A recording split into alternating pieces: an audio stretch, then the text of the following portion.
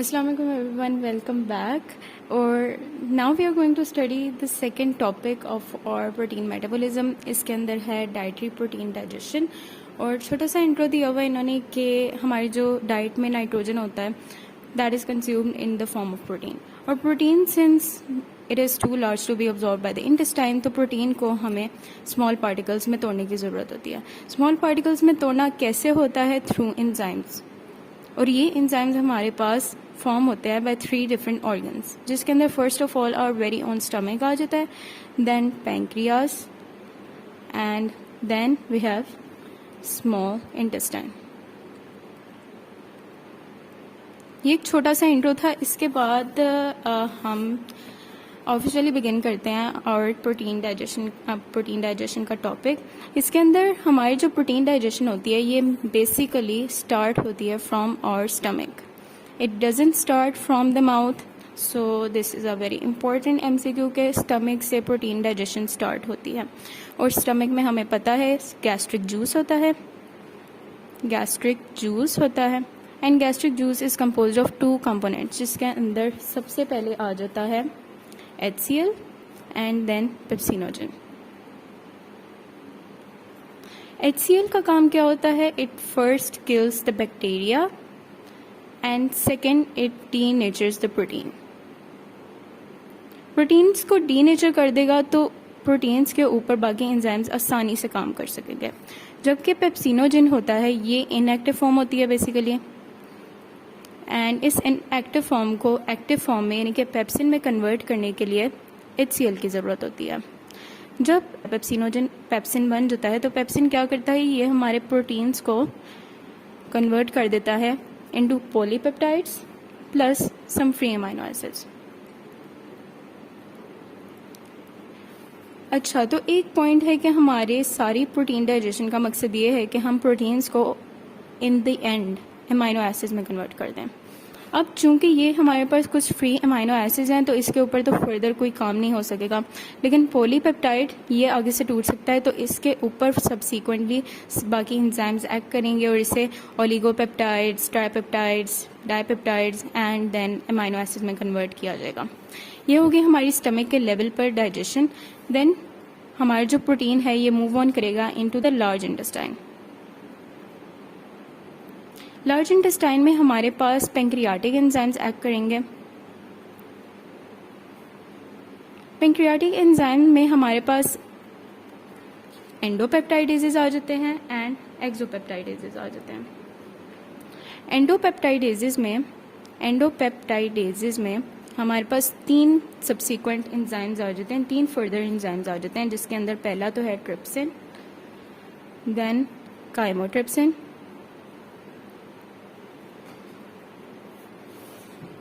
Chymotrypsin, and then we have elastase. जबकि एक्सोपेप्टाइडेजेस में हमारे पास 2 एंजाइम्स आ जाते हैं, कार्बोक्सीपेप्टाइडेज A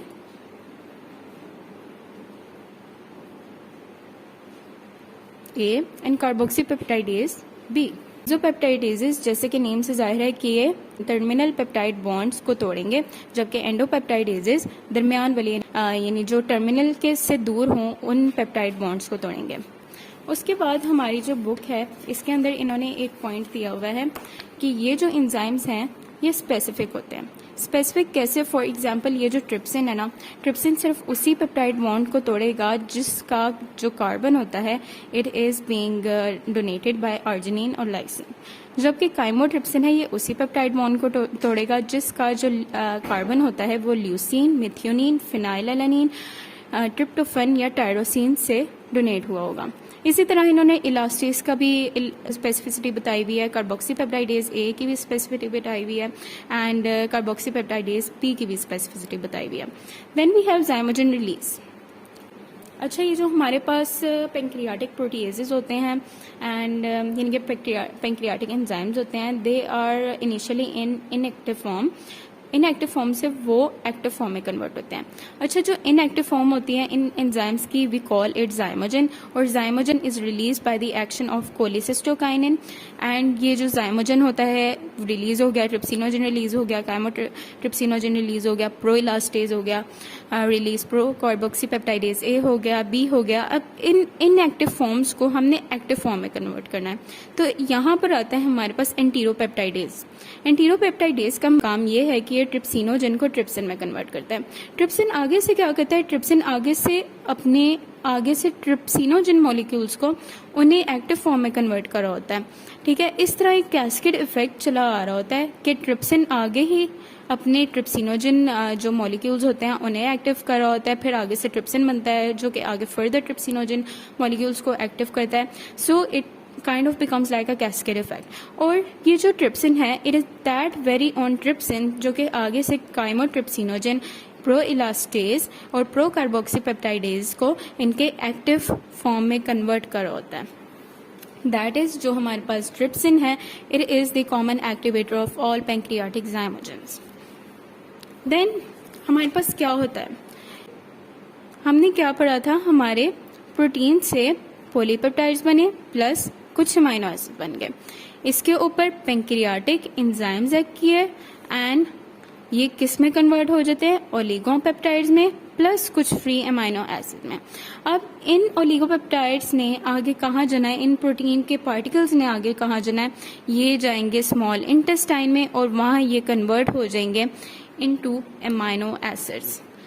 ठीक है, अमीनो एसिड से पहले भी ये ट्राइपेप्टाइड्स में, डाइपेप्टाइड्स में कन्वर्ट होंगे and overall in the end ये अमीनो एसिड्स में कन्वर्ट हो जाएंगे।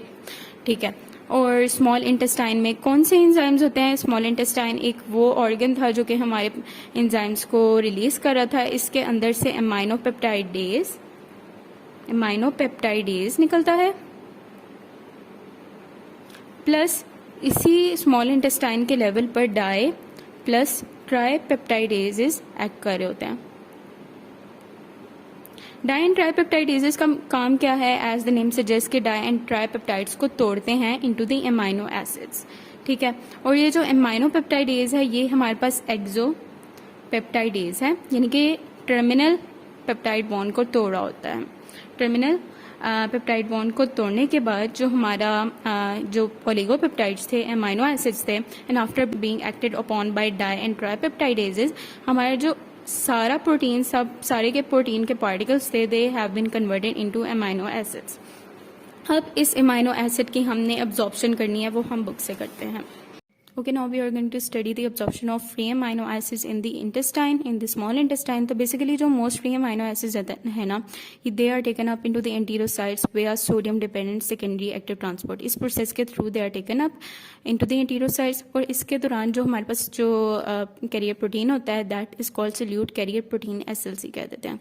अच्छा, साथ ही साथ एक पॉइंट नोट करने की जरूरत है कि डाई एंड ट्राइपेप्टाइड्स जो होते हैं ना, prior to their digestion they are taken up by a transporter जिसे हम प्रोटॉन लिंक पेप्टाइड ट्रांसपोर्टर यानी कि पेप्टी1 कह देते हैं।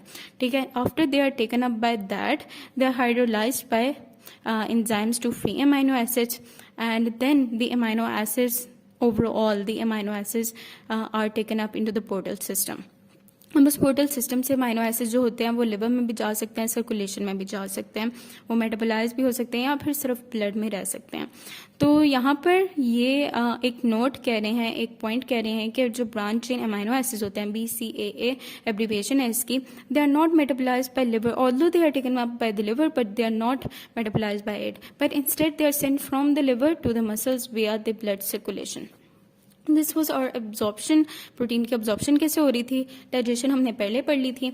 Now we are going to study the digestion and absorption abnormalities. Digestion and absorption abnormalities में सबसे पहले जो डाइजेशन की बात कर लेते हैं कि इन केस हमारी जो पेंक्रियाटिक सिक्रीशन होती है, in case if it is deficient, if इसकी डेफिशिएंसी हो जाए तो इसका रिजल्ट ये निकलेगा कि जो फैट होगा, प्रोटीन्स होंगे, यानी कि जो लिपिड्स होंगे और प्रोटीन्स होंगे, they will increase in concentration. चूंकि दे वोंट बी डाइजेस्टेड तो ये हमारी फीसिस में ज़्यादा होने लग जाएंगे, फीसिस में ज़्यादा इनकी अपीयरेंस हो जाएगी, जिसकी वजह से हमारी एक कंडीशन आ जाएगी जिसे हम स्टेटोरिया कह देते हैं। इनकी एबनॉर्मल अपीयरेंस हो जाएगी लिपिड्स की इन फीसिस में, जिसे हम स्टेटोरिया कह देते हैं, और साथ ही साथ अनडाइजेस्टेड प्रोटीन की अपीयरेंस हो जाएगी। Then we have celiac disease या सीलिक स्प्रू डिजीज भी कह देते हैं। It is in response to gluten injection. यानी कि अगर किसी बंदे ने ग्लूटेन प्रोडक्ट्स खा लिए हैं तो उसके अंदर सीलिक डिजीज होगा। और ये क्यों होगा? क्योंकि ग्लूटेन की इंजेक्शन की वजह से इम्यून मीडिएटेड डैमेज हो जाएगा टू द स्मॉल इंटेस्टाइन, और जो ग्लूटेन की है वो मैल एब्जॉर्प्शन हो जाएगी, एंड इन द एंड हम इसे कहेंगे सीलिक स्प्रू डिजीज या फिर सीलिक डिजीज। और ये जो ग्लूटेन एक प्रोटीन है, it is found in what in wheat, barley and rye. Then अब हम आगे आ जाते हैं एब्जॉर्प्शन एबनॉर्मेलिटीज की तरफ। यहाँ पर बुक वाला कह रहा है कि जो स्मॉल इंटेस्टाइन और प्रोक्सिमल ट्यूब्यूल्स ऑफ किडनी है ना, इनके अंदर कॉमन ट्रांसपोर्ट सिस्टम होते हैं अमाइनो एसिड के अपटेक के लिए। तो इन केस ये कॉमन ट्रांसपोर्ट सिस्टम्स ये खराब हो जाए तो इंटेस्टाइन के अंदर भी और प्रोक्सिमल ट्यूब्यूल्स ऑफ किडनी के अंदर भी अपटेक की ना हमारे पास डिफेक्ट हो जाएगा, अपटेक का डिफेक्ट हो जाएगा। इसके अंदर से एक डिफेक्ट सिस्टिनूरिया है। सिस्टिनूरिया एक डिसऑर्डर है जिसके अंदर प्रोक्सिमल ट्यूब्यूल रीअब्सॉर्ब नहीं कर पा रही होती फिल्टर्ड सिस्टीन को और डायबेसिक अमाइनो एसिड्स को, जिसके अंदर आ जाता है ऑर्निथीन, अर्जिनिन एंड लाइसिन। इन सब के लिए हमें बुक ने एक निमोनिक दिया हुआ है COAL, coal, cystine, ornithine, arginine and lysine. Cystinuria से ये नाम क्यों निकला है? बिकॉज जो ये सिस्टीन होता है ना, चूंकि because it is not being reabsorbed by the proximal tubule, तो ये एक्यूमुलेट हो जाएगा और सब्सिक्वेंटली इसकी प्रेसिपिटेशन हो जाएगी, सिस्टीन के स्टोन्स बन जाएगा in the urinary tract. That is why this condition is known as cystinuria. Then एक और कंडीशन है हमारे पास cystinosis, both are vastly different. Cystinuria is another thing, cystinosis is a totally different thing. Cystinosis क्या होता है? एक rare defect होता है ऑफ ट्रांसपोर्ट ऑफ सिस्टीन का out of the lysosome. Lysosome से बाहर सिस्टीन नहीं निकल सकती, जिसकी वजह से जो लाइसोसोम्स है उसके अंदर सिस्टीन के क्रिस्टल्स बन जाएंगे और टिश्यू डैमेज हो जाएगा। उसके बाद एक छोटा सा पॉइंट दिया हुआ है, फर्स्ट ईयर का पॉइंट है कि डिफेक्ट, अगर ट्रिप्टोफैन की अपटेक में कोई डिफेक्ट हो जाए by the neutral amino acid transporter, this can result in Hartnup disease and pellagra like symptoms, dermatologic and neurologic symptoms. So this was all about protein digestion, absorption और इसकी abnormalities. Next lecture में हम nitrogen removal from amino acids करेंगे, transamination, ALT, AST, साथ में oxidative deamination पढ़ेंगे। Until then, Allah Hafiz.